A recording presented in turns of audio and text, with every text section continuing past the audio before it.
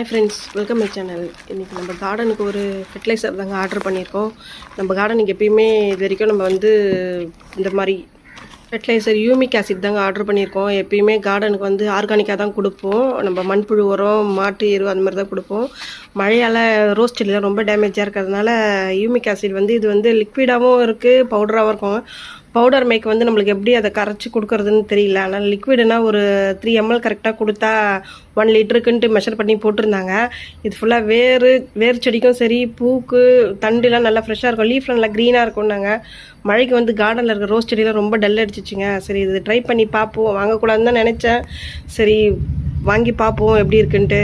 முதல் தடவை வாங்கி யூஸ் பண்ணி பார்க்கலாம், நம்மளுக்கு எப்படி இருக்குன்னு பார்த்துட்டு அதுக்கப்புறம் பிளான்ட்லாம் நல்லா இருந்தால் கண்டினியூ பண்ணலான்ற ஒரு ஐடியாவில் தாங்க புக் பண்ணுது. இது 3 mlக்கு 1 லிட்டருன்னு கணக்கு வச்சுருந்தாங்க. 3 mlன்னு பார்த்தா நம்மளுக்கு சிரிஞ்சில் எடுத்தால் தான் கரெக்டாக இருக்கும். அதனால் 3 ml சிரிஞ்சிலேருந்து நம்ம எடுத்துகிட்டு அந்த 1 லிட்டர் கேனில் மிக்ஸ் பண்ணால் கரெக்டாக இருக்கும்னு சொல்லிட்டு அதில் எடுத்து ஃபுல்லாக மிக்ஸ் பண்ணி ஊற்றி எடுத்தாச்சு. நல்லா டார்க்காக இருக்குது. ஸ்ப்ரே மட்டும் பண்ணி விடலான்னு சொல்லிட்டு அரை மனசாக தாங்க எடுத்து இது பண்ணியிருக்கேன்.